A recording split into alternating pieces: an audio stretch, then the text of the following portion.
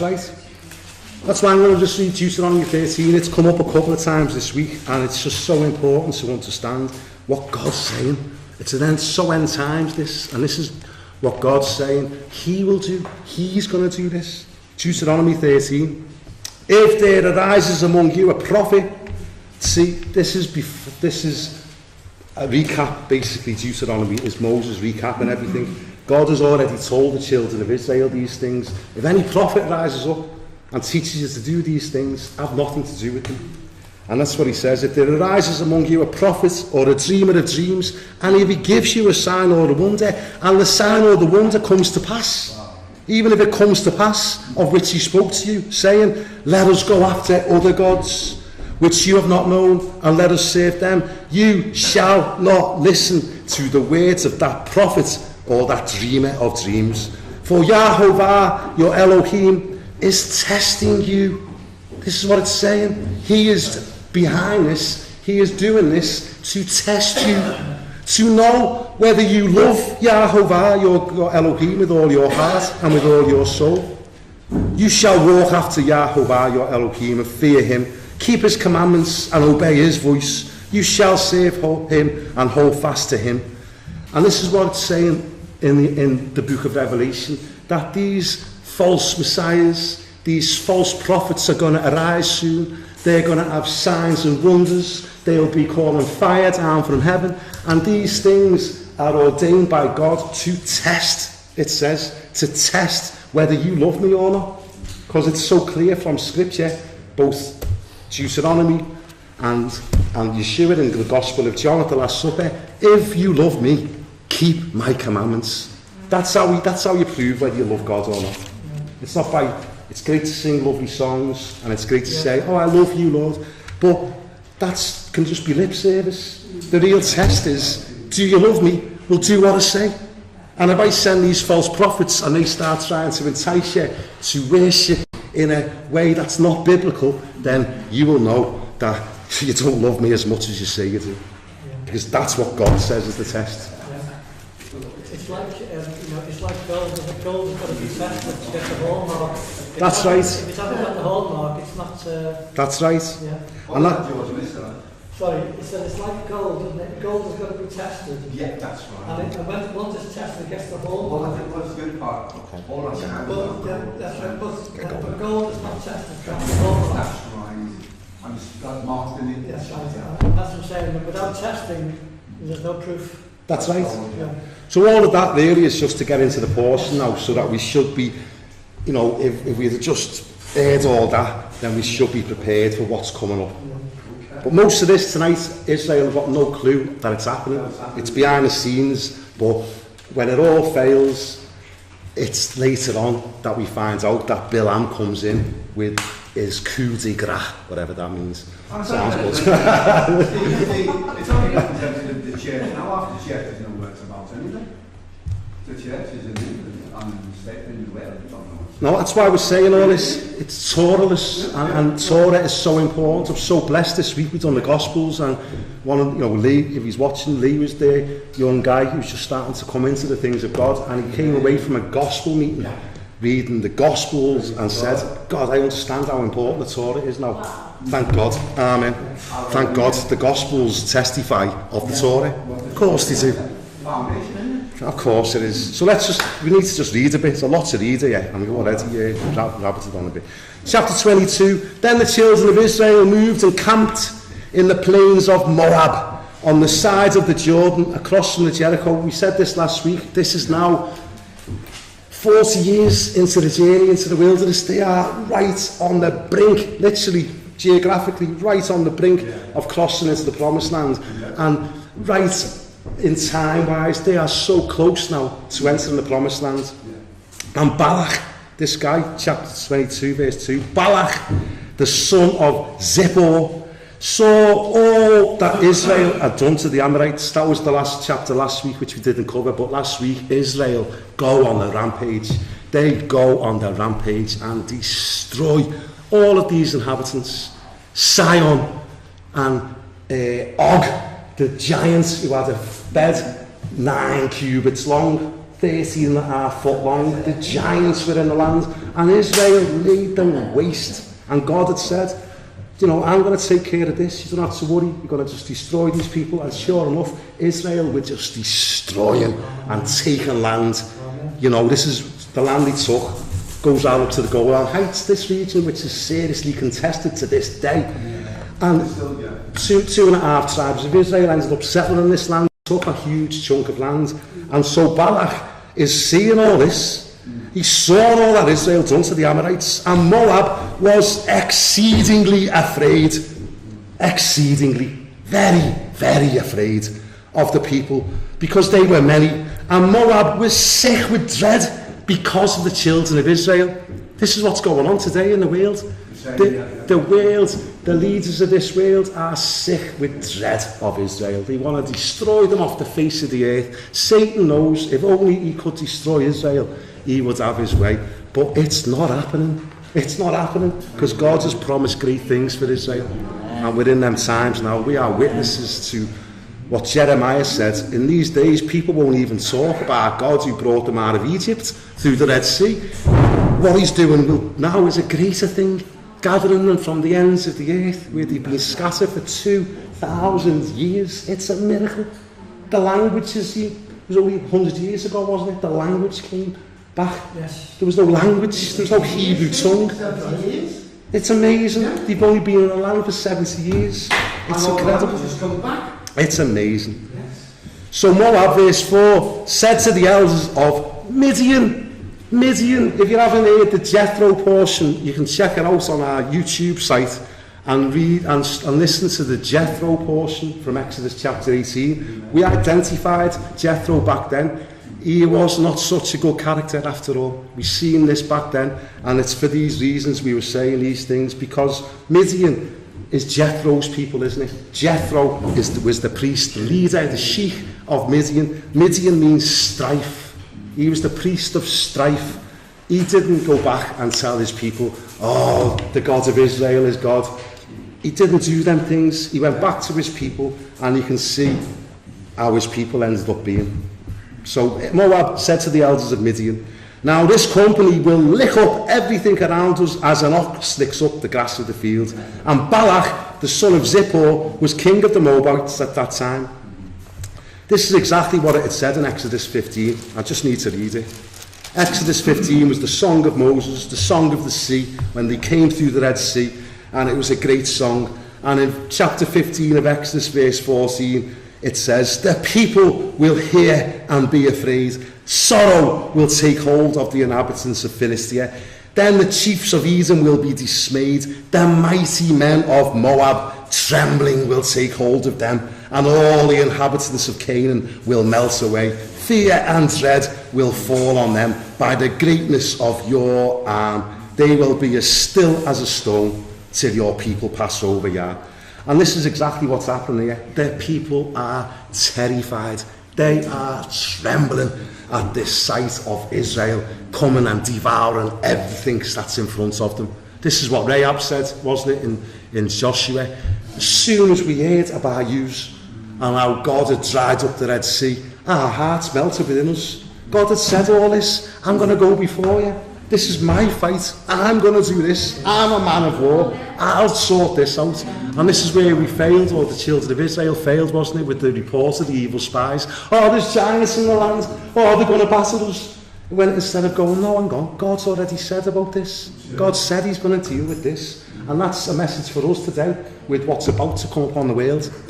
What's about to come upon the world, it says, Yeshua said, men's hearts are going to faint because of fear with what's about to take place. Not us, because we're in the Word of God, and he's training us and making us have his thoughts with the full armour of God on. Make sure that helmet of the hope of salvation is on your head. Make sure about it. Check yourself out. Have you got your breastplate of righteousness on? Yes. Do you know he is our righteousness? Yes, have you got the belt of truth on? The belt of truth. Are you praying, God, Father, sanctify me by your truth? Amen. Have you got your feet shod with the preparation of the gospel of peace? Yes. Are you ready to share the gospel? Are you ready to give an account? Have you got compassion in your heart for the lost? I'm asking for these things now. I don't take nothing for granted. I ask a lot. It's this is how I look at things. If you don't ask, you're taking it for granted. You're just taking it for granted, and it will let you down. If you ask, however, you can take it as granted. And time is running out. Time is running out, George. So let's get up for this. Then verse 5. Then he sent messengers to Bilam, the son of Beor, of Pethor, which is near the river Euphrates, in the land of the sons of his people, to call him, saying, Look, a people has come from Egypt. See, they cover the face of the earth and are settling next to me. I love the language of it. Settling, because that's what Israel are doing now. That's what's causing all the grief. That they're settling, aren't they? They're settling back in the land and building settlements in the land that God's promised them. And this is the language here. He's terrified. They're settling next to me. That's what the UN are flapping over, aren't they? Oh, you can't settle Israel. Oh no, let's have a vote. Everyone votes and ban Israel from settling. And God is sitting on his throne laughing, it says in Psalm 2. Why do the nations rage? Why are the nations in a tumult? And he's sitting on his throne laughing. And we're seated with him in heavenly places. So that laugh should be in us. We should be laughing like he's laughing. We are, amen. That's right, so we are. We really are laughing. We really are. I was in hysterics watching this a couple of years ago. I was with Terry. Terry's in Israel. Shabbat Shalom, if you're watching us. And we were talking about that scripture. And I said, Father, I want to laugh like you're laughing. You're laughing on your throne. I'm seated with you in heavenly places. I want to laugh. And then later on that day, it come on the news that the Pope had just awarded, what's his face, President Abbas, the Palestinian terrorist leader, had awarded him a special medal and called him an angel of peace. And I was in bulk. I mean it. I was in stitches, proper fits of laughter, laughing at him. The Pope awarding this terrorist and calling him an angel of peace. And what did he say, Chris now? Yeah, it's a joke. That's obscene. This is the teaching of Bilam. Mixed worship, mixing a bit of truth, but with spirit lies. This is what God said. Look, if anyone tries to tell you to worship me the way I've not instructed, I've nothing to do with them. Do not worship me the way the nations worship their gods. Well, how do the nations worship their gods? On Christmas and Easter and all of these pagan festivals. That's how the nations worship their God. They just come straight from Babylon. And the Babylonian. And it shows you where the Pope stands. Yeah, he's a Babylonian. Yeah. Oh, of course he is. Whatever. With his Babylonian hat. And his Babylonian garments. Do you know what I mean? Fish hat. The fish hat. Fish hat. Where's that come from? Dagon. And that's what Good Friday is. Where you can't, when we were kids, you'd sit and eat fish on Good Friday, and you didn't even know why. Well, it's because it's fish god worship day. It's the day they worship the fish god, so we got to eat fish, and that's got anything to do with our Messiah. Has that got anything to do with our Messiah? Nothing at all to do with our Messiah. But again, this is the declarations at work. Watch everything that are right. Yeah. So he's panicking. So Balak's panicking because the people are settling. I love that word. Settling next to me. They're settling next to me. Oh, can we go to the UN and have a vote? This is like the UN. This is what this portion is tonight. It's very, very relevant. You know, when later, if you don't get there, 2 years ago when we read this, I was amazed. And even today, it's all about mountaintop summits, this. Bilam goes up to the top of mountains and starts to try and curse Israel. Well, 2 years ago when we were reading this portion, it was when they were having summits to try and organise peace with Iran and the nuclear deal. And it just so happened that week, John Kerry fell off his bike and went limping over there with his broken foot to do these peace things, which is exactly what happens with Bilam tonight when he gets his foot crushed. It's very similar. This day, they're having another one of their G20 summits.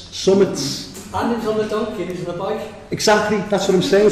That it was like, but this was 2 years ago, George. It was on this day we read the portion that was happening on the news. It's a This is how it is. It's so up to date. This is what the princes of the earth are doing now. They're gathering together and trying to curse Israel and make agreements with nations to stop Israel going back to the land and settling in their land. It's no fun for Israel, isn't it? You know, we've got all the enemies round about them. It's no fun for them. Yeah, but Psalm 83 is what's written about them times. They're just going to get destroyed. The nations are going to get destroyed. Anyone that comes against Israel is getting destroyed. So, you know, and we've inherited terrible lies where we've been told that the church has replaced Israel. We're repenting of all that and we're thanking God that they're grafted into this covenant. Jew and Gentile, one man. Amen.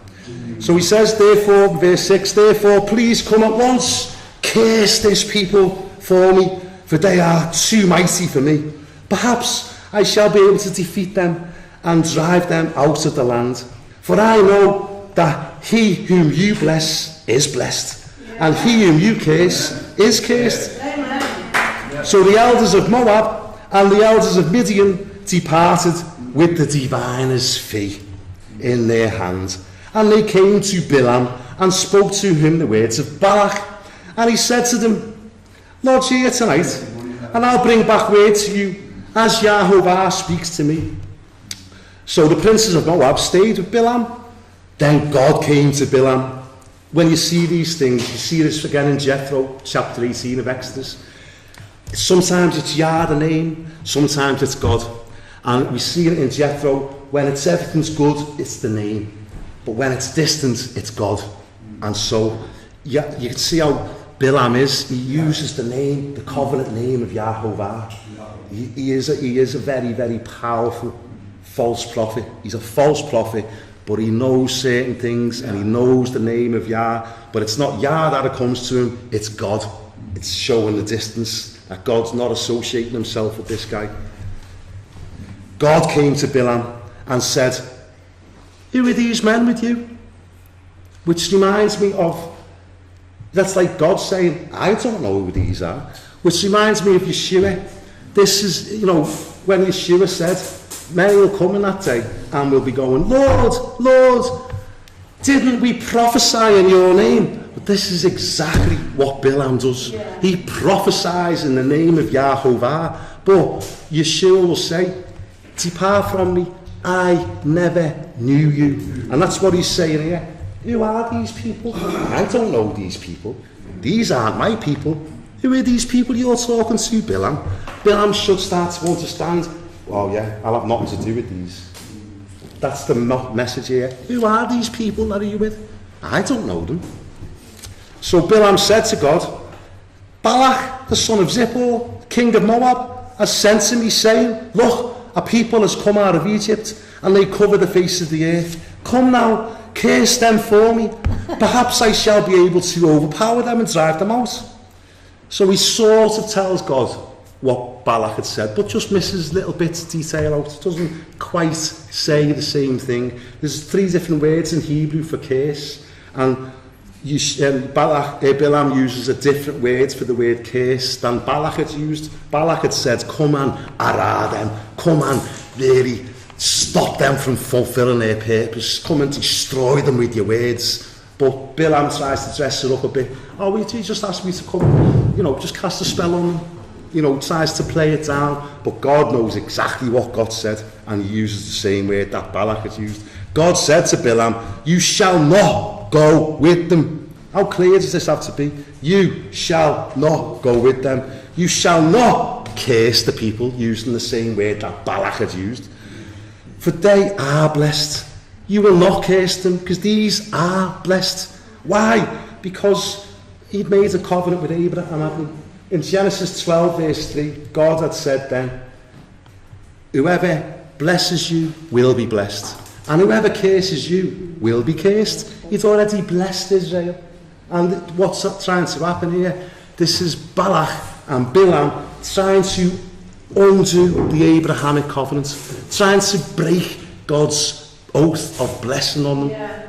Well, that is not far removed from what the church is doing today, of telling us, oh yeah, this is not an Abrahamic thing. This is not for us now. It's a new covenant now. It's like, no, the gospel is the Abrahamic covenant.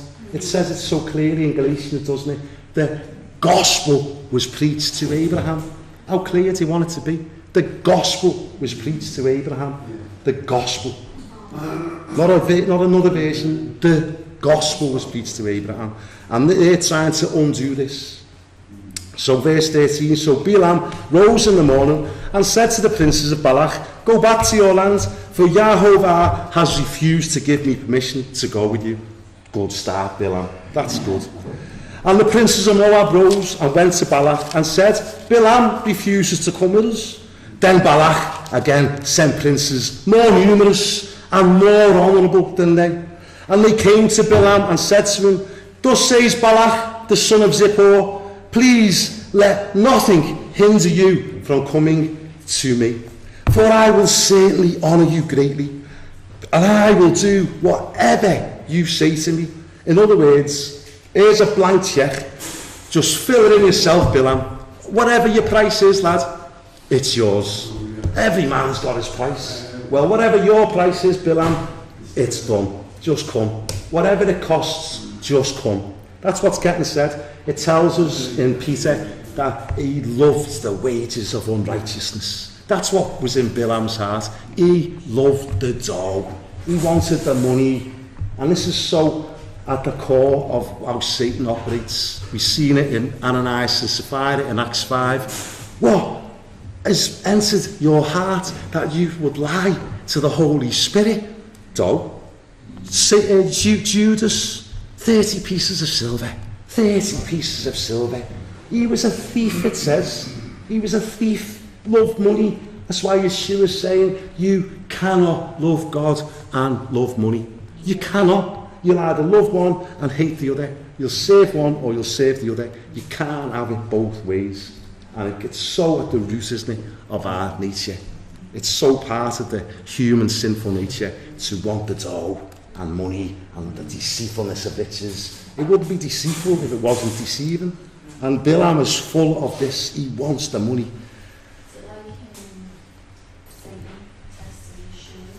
It's very like this, Vicky. Very like this. We're going to get there, hopefully. I know it goes on, doesn't it? It's the way it is. So they came to Balaam and said, so please come, and whatever you want, it's laughing, please come, curse this people for me. Verse 18. Then Balaam answered and said to the servants of Balak, though Balak were to give me his house full of silver and gold, I could not go beyond the words of Yahovah, my God. Wow, look how he relates to Yah as his God. I could not do less or more. Now therefore, please, you also stay here tonight, that I may know what more Yahovah will say to me. So he's not quite there, is he? It's like he knows what God said. God's already said, you shall not go with them. But he obviously doesn't understand that God is not a man that he should lie. He is not a man that he should change his mind. Again, we've been told that God's changed. We've been told that God's done away with all of the commandments now. He's changed his ways now. That's what we've inherited. This pack of lies we've inherited is that God's fickle. You can't rely on him. He changes his mind. You don't know from 1 minute to the next what he's going to do. He hasn't changed at all. He's the same yesterday, today and forever, isn't he? It says in Malachi, I am Yahovah. I don't change. Balaam obviously doesn't understand this. And that's what this false teaching of Balaam is. They don't understand that God's our rock. And he doesn't change. He never changes. But Balaam's thinking, oh no, maybe he's changed his mind. Maybe now that they've sent a few more noble men with a few more quid, maybe God's going to change his mind now. If you don't understand that God never changes, you're never going to understand who he is. He doesn't change. Rule number 1. He's same yesterday, today and forever. His name's Yahovah, who is, who was, and who is to come. He hasn't changed, he never will. So God came to Balaam that night and said to him, if the men come to you, call you, rise and go with them, but only the word which I speak to you, that shall you do. So Balaam rose in the morning. Doesn't say nothing about the men coming to call for him. He probably couldn't get his head down all night. Probably pacing up and down all night, going, I can't wait, I'm going. Yes, God said I can go. God didn't say he could go. He said, if they come and knock for you in the morning, then you can go. No mention of the men coming. Balaam just gets up in the morning, saddles his donkey, and went with the princes of Moab. Now here's that, the one where the donkey now. So we all know this one. Verse 22. Then God's anger was aroused because he went. And the angel of Yahovah took his stand in the way as an adversary. Actually in Hebrew, as a Satan. That's where the first mention of Satan, Satan, comes into the word. God, the angel of Yah, stands in the way as an adversary, as a Satan against him. And he was riding on his donkey, and his 2 servants were with him. Now the donkey saw the angel of Yahovah standing in the way with his drawn sword in his hand. What did we read in Revelation 2? This is he who has the sharp 2-edged sword in his hand. See how relevant it is? And the donkey turned aside out of the way and went into the field. So Balaam struck the donkey to turn her back onto the road. First time. Then the angel of Yah stood in a narrow path between the vineyards, with a wall on this side and a wall on that side. And when the donkey saw the angel of Yah, she pushed herself against the wall and crushed Balaam's foot, just like John Kerry, the former Secretary of State, with his crushed foot when he was going against God's will. Let's do a peace treaty. Let's do a deal with Iran. Let's do a deal and let's make sure that Iran can actually be the ones who destroy Israel. That's what this was all about. Just loading Iran's gun. Blagging it. I just don't think it was a coincidence that week that he fell off his bike and broke his foot. So Balaam struck the donkey to turn her back onto the road. Then, that's the second time, then the angel of Yah stood in a narrow path between the vineyards, that with a wall on his side. And when the donkey saw the angel of Yah, she pushed herself against the wall and crushed Balaam's foot against the wall. So he struck her again, second time. Then the angel of Yah went further and stood in a narrow place where there was no way to turn either to the right hand or to the left. And when the donkey saw the angel of Yahovah, she lay down under Balaam.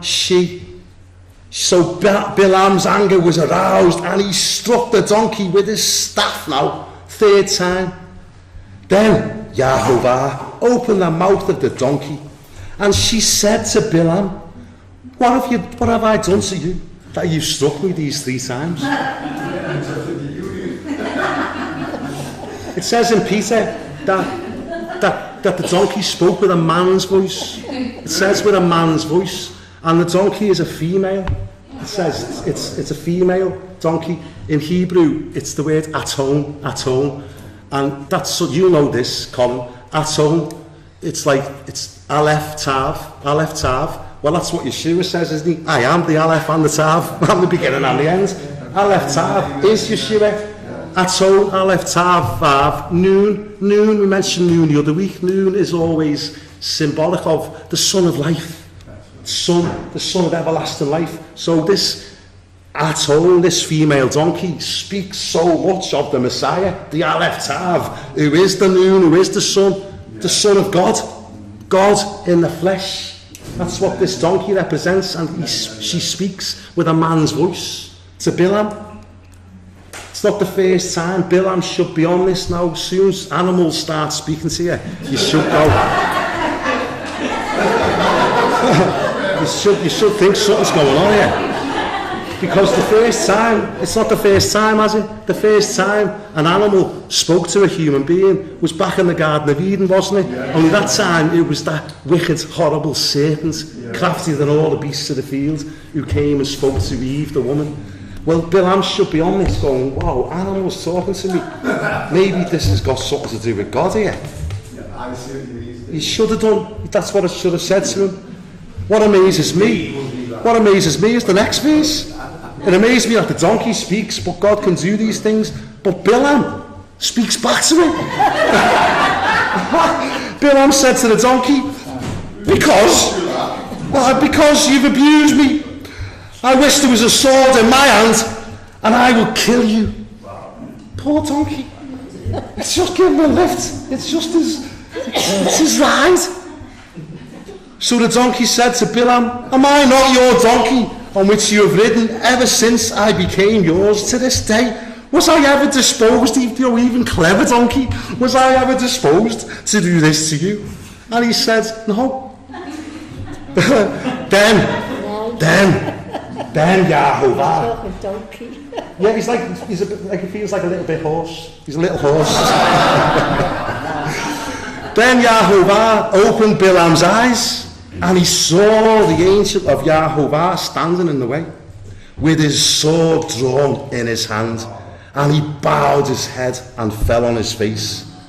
This is exactly what we read in Revelation before, wasn't it? We did read that bit, didn't we? Revelation chapter 2, verse 16. Repent, or else I will come to you quickly and will fight against them with the sword of my mouth. How relevant is this? This is Revelation 2, when Yeshua was saying to that assembly, this is what I've got against you. You follow the teaching, the doctrine of Bilam, and if you don't repent, I will come and fight with you with the sword of my mouth. This is exactly what he's doing here. It's a repeat of this. He loves his people. He will discipline those he loves. And those people who are in this way can expect to meet Yeshua with his sword drawn in his hand to fight. Thank God for that. Thank God for that. So verse 32, and the angel of Yahovah said to him, why have you struck your donkey these 3 times? Behold, I've come out to stand against you, because your way is perverse before me. The donkey saw me and turned aside from me these 3 times. If she had not turned aside from me, surely I would have killed you by now and let her live. So, you mentioned it before, Vicky. It's like, this does remind you of Yeshua in the wilderness, because it's 3 times, isn't it? 3 times. 3 times Satan came to Yeshua and tried to tempt him. Tried to tempt him with all the wealth. If you bow down and worship me, I'll give you all the kingdoms of the earth. It's a good job it wasn't Bilam, because he'd be like that, like a shot. Sound, all right. But Yeshua is not like that, is he? Yeshua did not resist. But it was 3 times. And it's no coincidence that it was 3 times on the night that he was betrayed that Yeshua prayed 3 times. 3 times he prayed and said, God, if this cup can pass, nevertheless, not what I want, not my will. I haven't come to do my will, I've come to do your will. So nevertheless, your will be done. And this is the opposite. This is Bilam in reverse. 3 times he hits the donkey, and he's saying to God, my will be done. My will be done. My will be done. That's what he's doing 3 times. It's very Hebraic, this 3 times. You always see it. Jesus says 3 times. 3 times. Paul said 3 times, didn't he? Paul said when he was taken up into the 3rd heaven, 3 times, remove this thorn in the flesh from me. And Yeshua said, no, my grace is sufficient for you. Because in your weakness, my grace is made perfect. Amen, George, you love it. Amen, you do. No, it sounds, I'm great up, you love it, it's great. Verse 33, the donkey saw me and turned aside. Oh no, I had to kill. Verse 34, and Bilam said to the angel of Yah, I've sinned, for I did not know you stood in the way against me. Now therefore, if it displeases you, you should have said something. You should have said, it's like, you did. He said, don't go. If it displeases you, Lord, I'll take him back. Then the angel of Yah said to Bilam, go with the men, but only the word that I speak to you, that you shall speak. So Bilam went with the princes of Balak. Now when Balak heard that Bilam was coming to him, he went out to meet at the city of Moab, which is on the border of Ammon, on the boundary of the territory. Then Balak said to Bilam, did I not earnestly send to you, calling for you? Why didn't you not come to me? Am I not able to honour you? No, proper. The alliance is getting formed, isn't it? I'll do whatever. I'm the king of Moab. I can give you anything, just like Satan with Yeshua. Bow down and worship me. Bilam said to Balak, look, I've come to you. Now, have I any power at all to say anything? The word that God puts in my mouth, that is what I must speak. So Bilam went with Balak, and they came to Kirath-Huzot. Then Balak offered oxen and sheep, and he sent some to Bilam and to the princes who were with him. like what it says in the end days.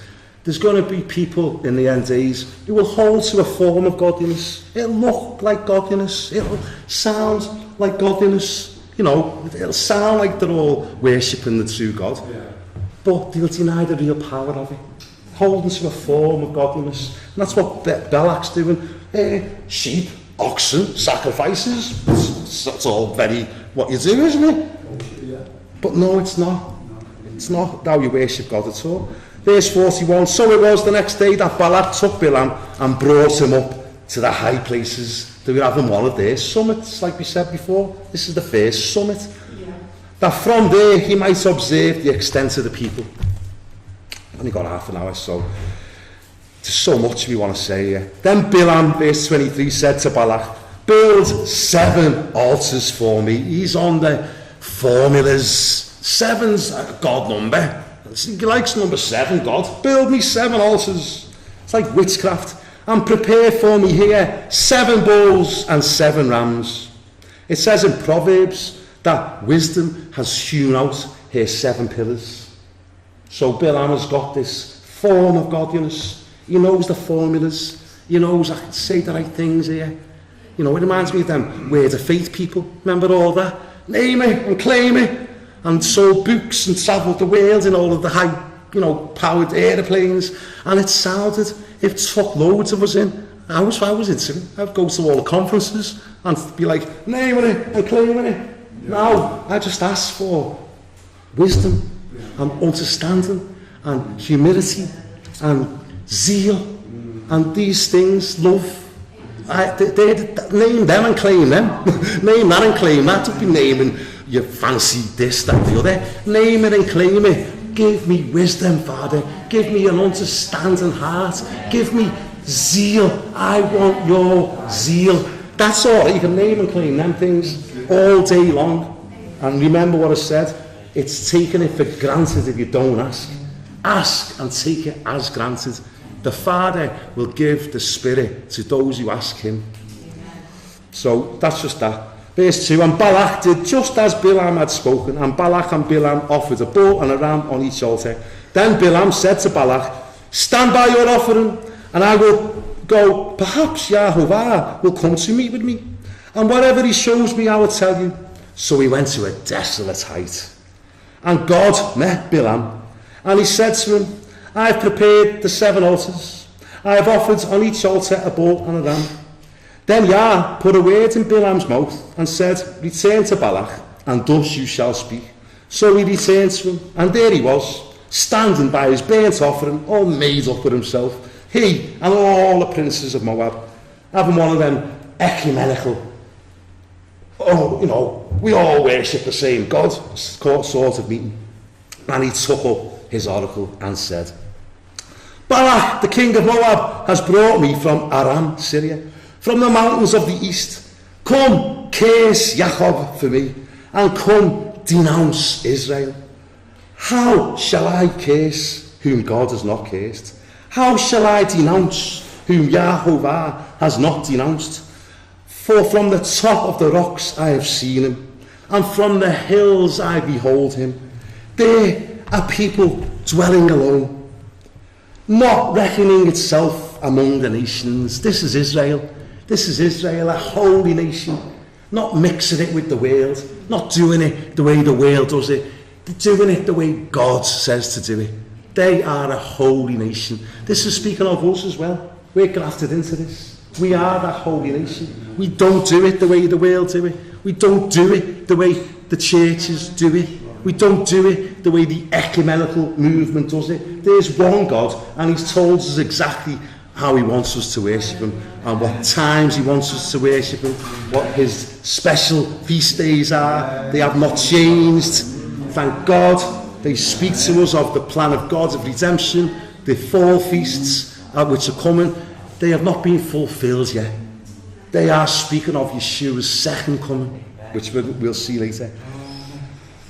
So that's what Bilam's seeing. He's seeing a holy nation. People that have not mingled it with the nations. Verse 11:10, who can count the dust of Yaakov? This is exactly what God has said to Abraham. Your seeds will be like the dust of the earth, like the sand on the seashore, and like the stars in the heaven.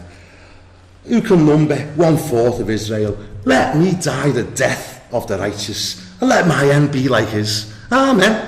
Amen, Bilam. Stay on that course, lad, and you'll be all right. But Balak said to Bilam, what have you done to me? I took you to curse my enemies, and look, you have blessed them bountifully. Amen. So he answered and said, must I not take heed to speak what Yahovah has put in my mouth? Then Balak said to him, please, come with me to another place. Let's have another summit. Let's have another UN meeting. Let's curse Israel again. Let's have another vote. And this is what they've been doing. Just unfortunately, the last time they had the vote, our country threw its at him with the nations, didn't it? And cursed Israel and voted. This week, the latest thing is Hebron. Hebron's up for thinking this week. UNESCO are giving Hebron to Palestine now. Only the place where Abraham, Isaac and Jacob are buried. A World Heritage Site. A World Heritage Site. Only the place where Abraham, Isaac and Jacob are buried. Get a grip. Of course it's Israel's land. But let's have another summit and just make sure. This is what they're doing. Come, let's go to another place. Please come with me to another place from which you may see them. You shall only see the outer part of them, and shall not see all of them. Curse them for me from there. So he brought them to the field of Zophim, to the top of Pisgah, and built 7 altars, and offered a bull and a ram on each altar. And he said to Balak, stand here by your offering, while I meet with Yahovah over there. Then Yah met Bilam, and put a word in his mouth, and said, go back to Balak, and thus you shall speak. So he came to him, and there he was, standing by his burnt offering, and the princes of Moab were with him. And Balak said to him, what's Yah said? Then he took up his oracle and said, rise up, Balak, and hear. Listen to me, son of Zippor. God is not a man that he should lie. He's not a son of man that he should repent. For he has said, will he not do? Or has he spoken, and will he not make it good? He's knowing now. God's already said to Abraham, I will bless those who bless you, and I will curse those who curse you. And Bilam's on it. You know what, Balak? I'm starting to understand this. God's not going to change his mind. He's not impressed with your 7 altars. He's not impressed with your ecumenical movements. He's not going to listen to this. We can offer bulls and goats all day long. He's not interested. This is the prophet's portion for this week, Micah chapter 6, when it's saying, what shall I bring? Thousands, will he be pleased with thousands of lambs and bulls? No, this is what God requires of you, oh man, to do justice, to love mercy, and to walk humbly with your God. That's what God requires. He doesn't want these sacrifices. He says in Psalm 51, the sacrifices God desires are a broken and a contrite heart. That's what he wants. This is just trying to do it man's way, offering bulls, rams, 7s. He's not a man that he should lie. He's already promised Abraham. Behold, verse 20, I have received a command to bless. He is blessed, and I cannot reverse it. Listen to this. He has not observed iniquity in Yaakov, nor has he seen wickedness in Israel. We have. The last few chapters, all we've done is seen rebellions and people moaning and rejecting God and refusing to do it his way. But God's saying through Bilam, he's not observed iniquity in Yaakov, nor has he seen wickedness in Israel. Yahovah, his God, is with him, and the shout, the teruah of a king is among them. This is so prophetic what he's starting to see now. How can possibly God be saying this through Bilam? It can only be in light of the cross. It can only be because God is seeing way beyond this and seeing the end from the beginning, because that's who God is. He's not a man that he should lie. He's the everlasting God. He's from everlasting to everlasting. Before the foundation of the world he chose us. He does not see iniquity Our covenant is, your sins and your lawless deeds I will remember no more. I will give you a new heart, and I will write my Torah on your heart and your mind. So he's seeing the finished work here. He's seeing beyond all of this. He's seeing past the offering of Yeshua and seeing us cleansed in his blood. Seeing us finished, the finished work. That's what he's seeing. I don't see iniquity when I look at you. I see my son. I see the price he's paid. That's how we should see each other. That's how we should see each other. How we should see ourselves. That's what we were doing last week, wasn't it, with the red heifer? The blood, the water of purification that cleanses our own consciences of dead works, so that we're cleansed, so that we can approach God with boldness and not be cowering and feeling guilty. It's like, yeah, we're all guilty. We've all sinned and fallen short. That's what the gospel's for. That's what it's for. That's what it's for. The shout of a king, the terroir of a king is among them.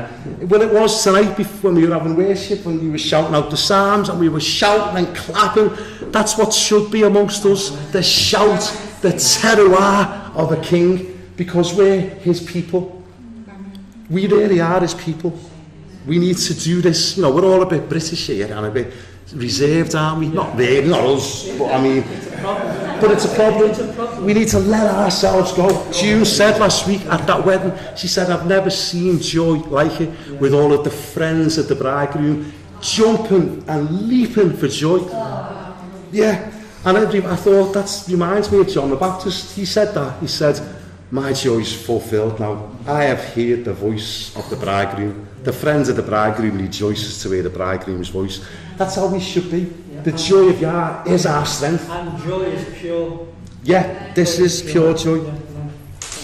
God brings them out of Egypt. He has strength like a wild ox. Verse 23. Because there is no sorcery against Yaakov, nor any divination against Israel. This is what it means. No weapon formed against you shall prosper. Every tongue that rises in condemnation, you shall condemn. This is your heritage as servants of Yahovah. You know, that's why we do need this warfare, this spiritual army. We do need to put on the armour of God. Don't be going out thinking, yes, I'm dead hard. No, you're not. He is dead hard. He's very hard. And his armour is great. And put his armour on, and the devil... We should keep it on. Well said, Marion. Well said.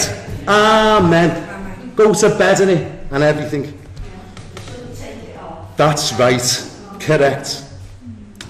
So there's no divination against Israel. It must now be said of Yaakov and of Israel. Oh, this is it, you see. Oh, what God has done. Finished work. That's what he's speaking out. Look what God has done. It's seeing Yeshua on the cross saying, it is finished. That's what he's seeing here. Oh, look what God has done. This people are cleansed in his blood. There's nothing you can do now. No one can snatch them out the Father's hand. That's what God's speaking through Balaam.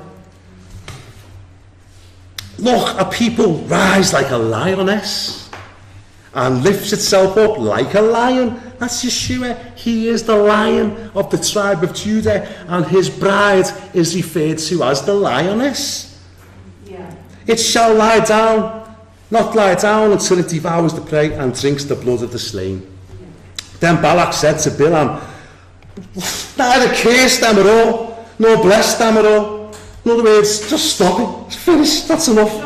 Yeah. So Balaam answered and said to Balak, didn't I tell you, saying all that Yah speaks, that I must do? It's gone too far now. You've started this. It's going all the way now. Then Balak said to Balaam, please come, I'll take you to another. Please, perhaps it will please God that you may curse them from there.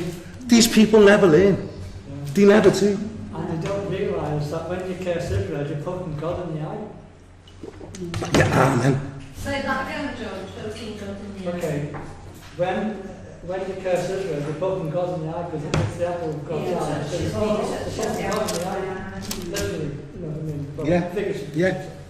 I mean, I'm not commenting on this, like, the word's so powerful itself, and, you know, we're also repeating these prophecies because they're for today. They're for today. So, you know, I'm just going to leave it really, go off into tangents, but I want to try and get through a lot of the reading.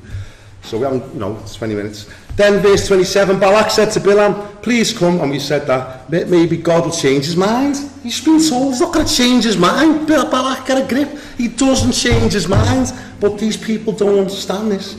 Or maybe he'll change his mind. Maybe if I really cry loud enough and whinge and suck, he might change his mind. No, he won't change his mind. So verse 28, Balak took Bilam to the top of Peor that overlooks the wasteland. Then Bilam said to Balak, there we go again, build for me here 7 altars, and prepare for me here 7 bulls and 7 rams. And Balak did as Bilam had said, and offered a bull and a ram on every altar. Chapter 24.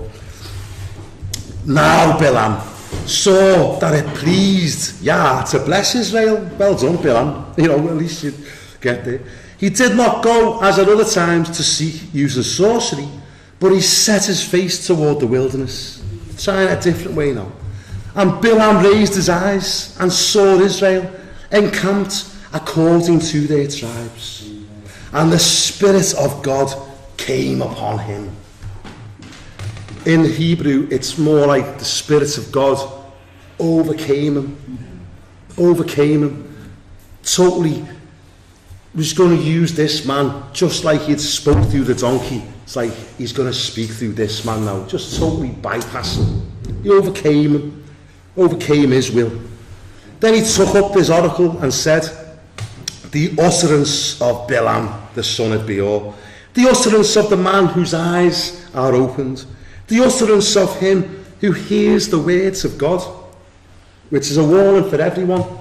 This is what James is saying. Do not be hearers only, who deceive themselves. You know, it's great to hear God, but it's not enough just to hear God. Oh, I can hear God's voice. Oh, I hear God saying this to me. Oh, I hear God. It's like, great, nice one. Do something about it then. That's what James says. Don't be hearers only who deceive themselves, but be doers of the word. And Bilam is a hearer of the word. He can hear God's voice. He's a prophet. But will he do it? He won't do it, as we'll see. This is just the prophetic bit. So we'll have to sum up in about 10 minutes. Okay? This is the words, utterance of him who hears the words of God, who sees the visions of the Almighty, who falls down with eyes wide open. Now this next verse is really what I wanted to spend the time on. This next verse is absolutely beautiful. It really is. This is what the Jews now pray every day. Every day. This is their prayer. It's a great song by Paul Wilbur, isn't it? Oh, Matovu, O Halika Yaakov, Mishkenotecha Israel. Oh, how lovely are your tents, Jacob. How lovely are your dwellings, O Israel. And I love it. What a beautiful phrase. How lovely are your tents. He's looking at the camp of Israel, and this is what comes out of his mouth. How lovely are your tents, Jacob. Your dwelling places in Hebrew, Mishkanotecha, your Mishkan, O Israel. It's so seeing what we've already said. He's seeing through time here. God's speaking to him about a future thing.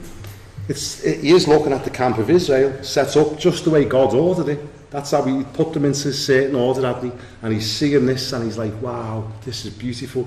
But it says your tabernacles, your Mishkan. And that's pointing to us, because we know, don't we? It says in Peter that we, as living stones, are being built into a dwelling place of God.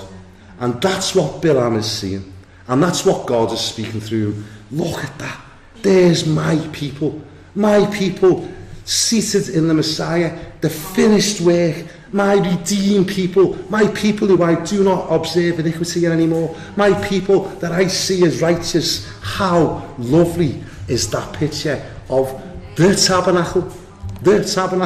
And this is what I think Bilam is seeing, and this is what I think God is speaking through him. Revelation chapter 21. This is what he's seeing. This is what he's seeing.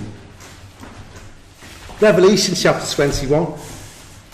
Bilam is seeing the camp of Israel. But beyond that, he's seeing the dwelling place of God. The Mishkan is the dwelling place of God, wasn't it? The Mishkan was the tabernacle where God dwelt. But it was only speaking of us. It was only speaking of what was to come.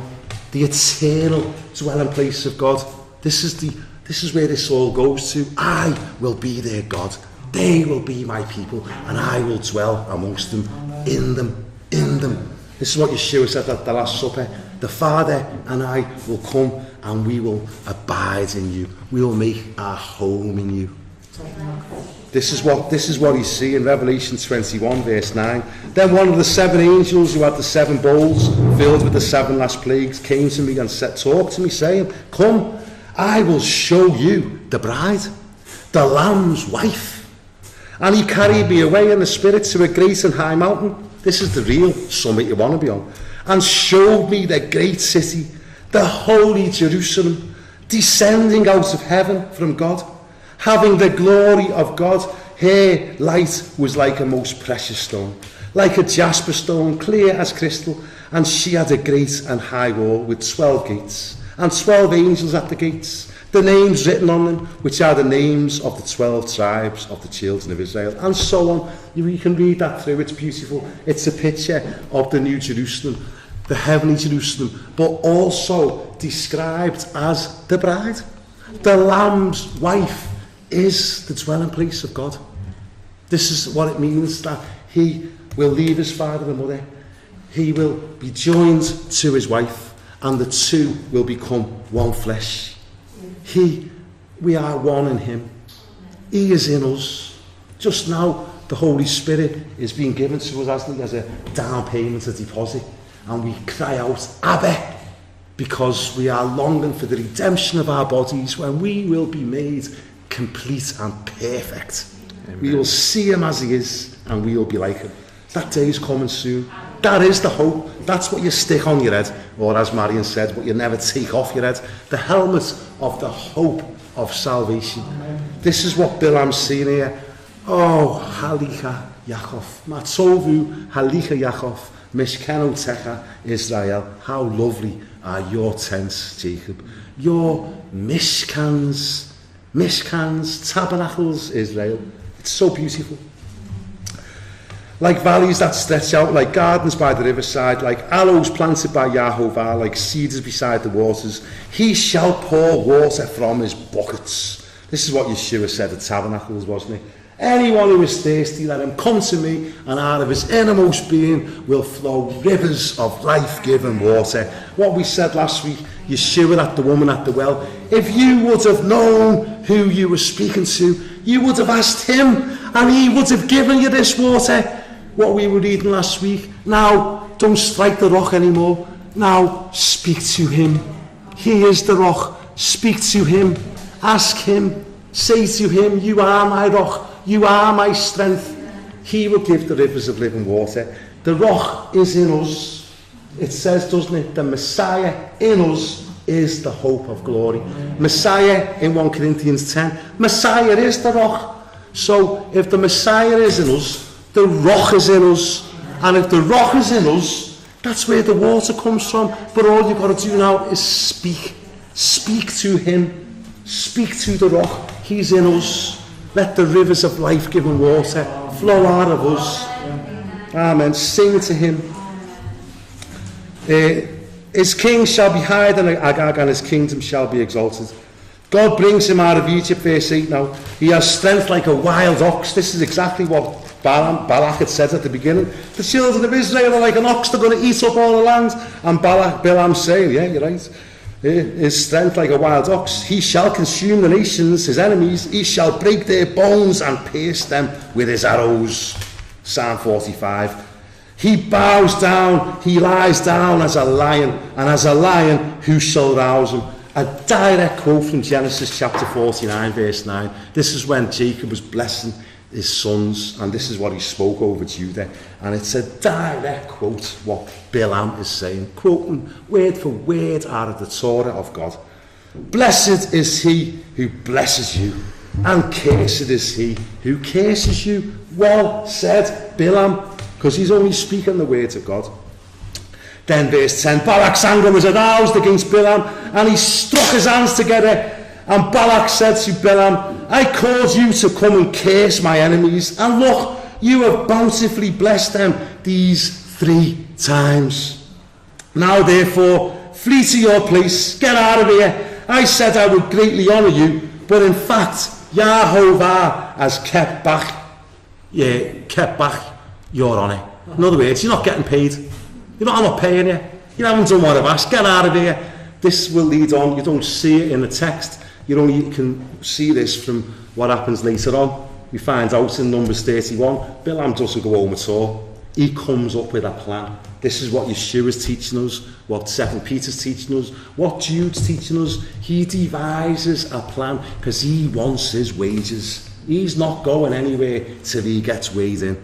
And we don't see it straight away in the text, but we see what happens. This is what Yeshua's teaching us, the doctrine of Balaam. So we're only a few minutes, so just let's keep going one at a time, get as far as we can. What? Okay. So get out of here. Now therefore, flee to your place. Balaam said to Balak, didn't I speak to you, to your messengers, whom you sent to me, saying, if Balak were to give me his house full of silver and gold, I could not go beyond the words of Yah to do good or bad of my own will. What Yah says, that I must speak. And now indeed, I'm going to my people. You liar, he doesn't. Come, I will advise you what this people will do to your people in the latter days. This is end time stuff. So he took up this article and said, the utterances of Balaam of Beor, the utterances of the man whose eyes are opened, the utterances of him who hears the words of God and has the knowledge of the Most High, who sees the visions of the Almighty, who falls down with eyes wide open. This is so powerful. Again, verse 7, so powerful. Verse 17, I see him, but not now. I behold him, but not near. A star shall come out of Jacob. A scepter shall rise out of Israel and batter the brow of Moab. This he's talking to the king of Moab here. And destroy all the sons of tumult. Edom shall be a possession. Seir also, his enemies, shall be a possession, while Israel does valiantly. Out of Yaakov one shall have dominion, and destroy the remains of the city. This is an end time prophecy. Psalm 83 backs it up completely when it goes through this confederacy of nations and how Yahovah will destroy them. And we're seeing it, we've already seen it with these miraculous 6-day wars when Israel destroyed all their enemies and took more land back than they started with. We're seeing these prophecies, we're going to see them continue. But what's beautiful is verse 17 when he says, I see him, but not now. I behold him, but not near. This is even Rambam, he's the greatest sage. Rambam is the greatest sage of all of the Jewish sages. And he said this when he was commentating on it, going, this is actually a prophecy of David, King David, and after that, the Messiah, the son of David. He's seen it straight away what this was. It was a prophecy of a twofold prophecy. And he was almost like the Rambam, nearly spot on, but not quite, because it was really a prophecy of his first coming, Yeshua's, and then his second coming. Because a star was what the wise men saw. We saw his star in the east, and we have come to Jerusalem to worship him who was being born King of the Jews. That was the first coming, when Yeshua came as the suffering servant, isn't it? But then he sees a second coming. I see him again coming. This time, a scepter shall rise out of Israel. And that's exactly what the second coming of Yeshua is going to be. He will strike the earth and he will rule with a rod of iron. And the scepter is of the king, isn't it? That's right.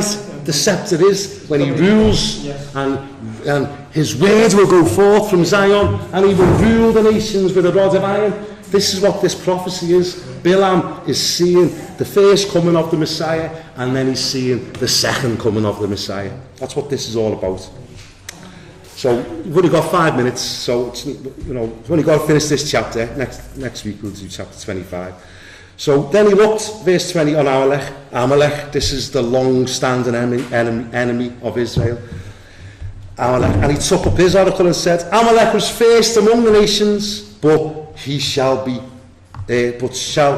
last until he perishes.